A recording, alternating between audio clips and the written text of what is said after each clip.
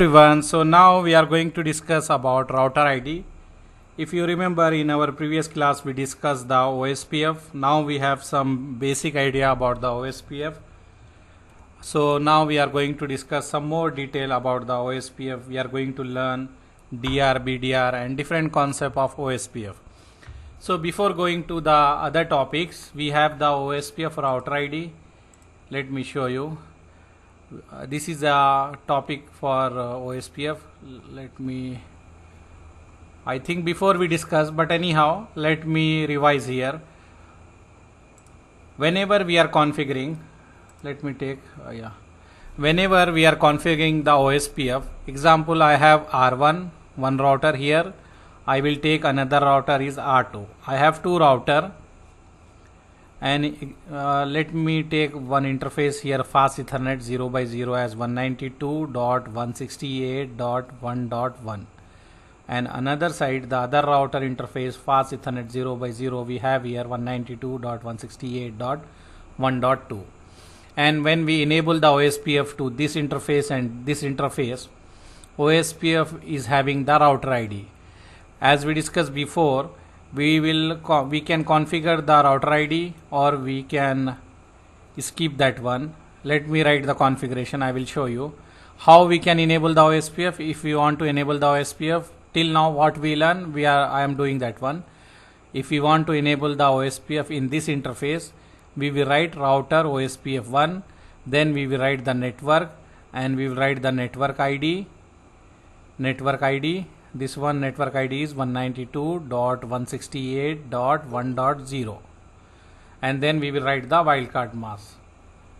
Let me take, some guys are joining still.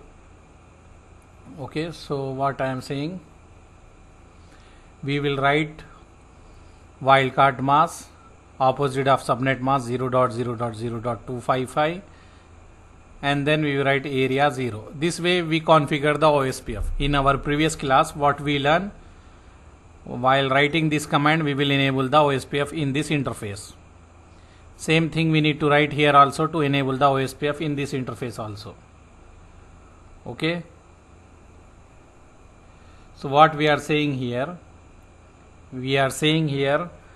with these two command we are enabling the OSPF in the interface. If you have one more interface here, example, if we take loopback 0 here, then we will write again network and whatever the IP we assign here. Example, if I assign 1.1.1.1 here, so we will write 1.0.0.0 and then we will write 0.255.255.255, then area 0. So this way we learn, till now we learn this way. We will configure the OSPF by using the network command, and this is the network command what we learn in our previous class. Automatically router is taking the router ID.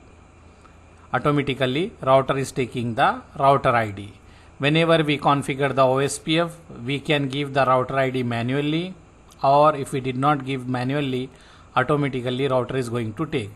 How we can give manually? If you want to give manually, we can write here router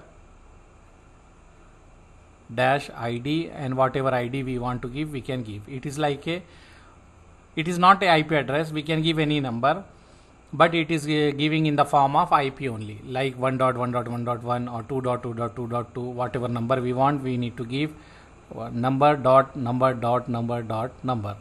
So this way manually we can assign the router ID. But in our previous class, we did not assign manually like this way. Automatically router is taking that one. We did not done this one. Automatically router is taking that one. So now we are going to learn how router is taking. What are the criteria to take the router ID? How this router is selecting this number as a router ID. If we did not give here, example, I will not give here router ID. So how router is going to select the router ID? If you see, if we take example of this one, R1 is having the two interface. One is fast Ethernet 0x0, another is a loopback 0. One is fast Ethernet 0x0, another is a loopback 0. So if you see here, this is a IP 192.168.1.1 for the physical interface, and 1.1.1 is a logical interface IP. So if we did not configure the router ID, how router is going to take in OSPF? How router is going to take when we configure the OSPF, automatically he is going to get the router ID. So what they will do, they will first of all check, did we manually configure? We did not configure manually. Okay. So first step, they will check manually, did we configure? If we configure manually, they will take manually, but we did not configure. Second, they will check the logical interface. They will check the logical interface. Do we have the logical interface? Yes, here we have the logical interface. They will check how many logical interface we have. If we have more than one, logical interface, they will check which interface is having the highest IP address. Example, if I have one more loopback one and I assign the IP as 200.1.1.1. Okay, what I am saying? I am saying here I have one more loopback, that is a loopback 1, and I assign the IP address 200.1.1.1. So what router is looking? A router is looking, do we have logical interface? Logical is nothing but loopback interface. Do we have loopback interface? Yes, we have. How many loopback interface we have? More than one? Yes, more than one we have in our scenario. So router will check which interface, which logical interface having the highest IP address. If you see, this is the highest IP address. So this one will become as a router ID. This will take as a router ID. Example, if we don't have this one, then it will take this one as a router ID. We have only one logical interface. Whatever IP is assigned to that logical interface, he will take that one. If we have more than one, then he will check which one is the highest. If we have only one logical interface, he will take that IP as a router ID. Example, if we don't have the loopback also, we have only physical interface. Okay, if we don't have this one also, then they will check the physical active interface. Physical active means it should be working, not down, like you should not write shutdown. It should be working only. So it will check physical interface, that is physical active interface.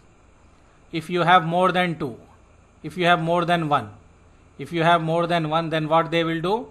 They will check which one is having the highest IP. Which one is having the highest IP? If this interface, if you have one more physical interface and you have the IP example 200.1.1.2, or maybe I can say 195 or 192.1.1.2. So he will check which one is having the highest IP. He will select that one. If I don't have this one, if I have only one physical interface, he will take that one only as a router ID. So what I am saying, router, how he is going to select the router ID? First he will check manually. If we configure manually, he will take that one. Even if you have the loopback or any interface, he will not take from there. It will take whatever manually we configure. If we did not configure, then he is going to check the logical interface. In the logical interface, if he will check if we have logical interface, how many logical interface do we have? If we have more than one, then he will check the highest IP of the logical interface, and that will become as a router ID. If we have only one logical interface, only that one become as a router ID. If we don't have a logical interface, then he will check the physical interface which is working, and in that one, if you have more than one, there again he will check which one is the highest IP address. He will take that one. If you don't have more than one, you have only one, that IP only he will take as a router ID. So now we are going to verify that one. So here I wrote same thing, that OSPF is going to select the router ID depending upon the logical interface. If we don't have that one, then the physical interface, and we can configure the manually also. So this is one example. We have here loopback example, loopback 0, loopback 1, physical interface also. So we will configure and then we will check also. So first of all, how we can check what is the router ID? So this is a command we will write, show IP protocol, to check the router ID.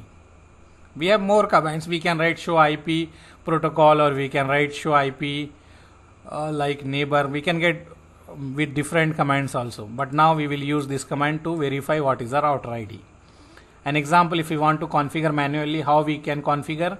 First we need to go inside the OSPF, then we need to write the router ID, and whatever number we want to assign, we can write that one. And when we change or when we assign the router ID, example, before we have different router ID, suddenly we change the router ID, then it will not change. We need to clear the OSPF process. So we will use this command to clear the OSPF process. Then only it will change, else it will not change. And in the production network, don't clear this process. If you clear the process, we will have the downtime. So whenever you are doing this clear IP OSPF process, you need to get the approval from the management. Whenever they give you approval for the downtime, that time only we will do this clear IP OSPF process. Generally for the troubleshooting purpose, we are using this one. If we change some configuration, it is not changing, so we need to use this command to reset the OSPF. After that, the changes will be affecting the router. So now we will do this lab, so you will have more idea about this one. That is a theory what we discuss. So let me